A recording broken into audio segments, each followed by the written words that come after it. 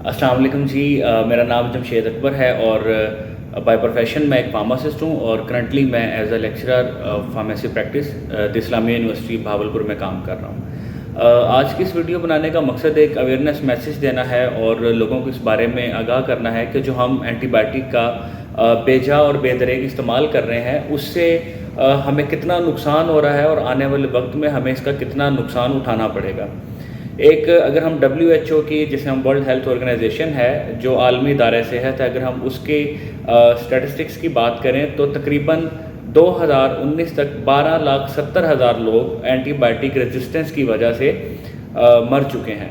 یعنی anti biotic resistance ہے کیا؟ اینٹی بائیوٹک ریزسٹنس یہ ہے کہ جب آپ اینٹی بائیوٹک کا غلط اور بغیر کسی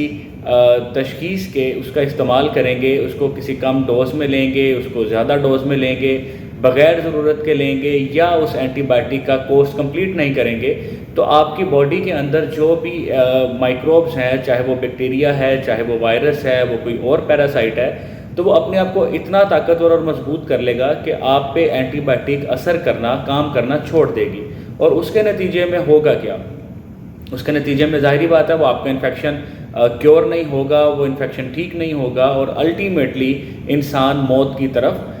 چلتا جائے گا اور الٹیمیٹلی اس کی ڈیتھ ہو جائے گی۔ تو یہ WHO کے اسٹیٹسٹکس کے مطابق تقریباً 12,70,000 لوگ جو ہیں وہ اس اینٹی مائکروبیل ریزسٹنس کی وجہ سے مر چکے ہیں، اور آنے والے وقت میں یہ ایک رپورٹ ہے کہ تقریباً 2050 تک 10 ملین لوگ سالانہ اس اینٹی بائیوٹک ریزسٹنس کی وجہ سے مر جائیں گے، یا اتنے ایکسپیکٹڈ ہے کہ سالانہ 10 ملین لوگ اس ریزسٹنس کی وجہ سے موت کے منہ میں چلے جائیں گے۔ اب ہم اس پہ بات اگر کریں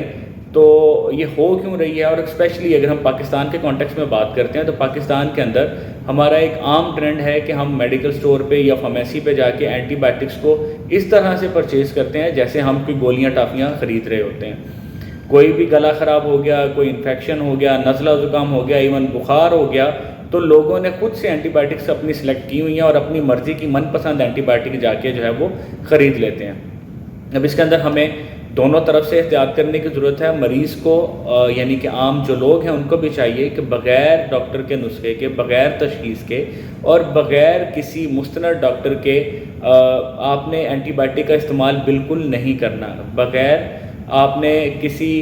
تشخیص کروائے اینٹی بائیوٹک کو استعمال خود بھی نہیں کرنا، اور ایون میں تو یہ کہوں گا کہ دوسرے لوگوں کو بھی اس کی تلقین کرنی ہے کہ اس طرح سے اس کا استعمال مت کریں، کیونکہ یہ نقصان صرف ہمیں نہیں ہے، یہ نقصان ہمارے آگے جو ہماری نسل ہے اس کو بھی یہ بھگتنا پڑے گا کہ اینٹی بائیوٹک ریزسٹنس کی وجہ سے علاج آگے کرنا ناممکن ہو جائے گا۔ دوسری طرف ہمارے جو میڈیکل سٹور اور فارمیسی والے جو بھائی ہیں ان سے بھی میری یہ گزارش ہے کہ اپنی مرضی سے اور اپنی من پسند اینٹی بائیوٹکس لوگوں کو دینا بند کریں، اور ان کو جو اینٹی بائیوٹک لینے آئے اس کو یہ سمجھائیں کہ اینٹی بائیوٹک اس طرح سے استعمال نہیں کی جاتی، اور ایون اگر استعمال کروا رہے ہیں یا کر رہے ہیں تو ایٹ لیسٹ اس اینٹی بائیوٹک کا اس کورس کو پورا کروائیں۔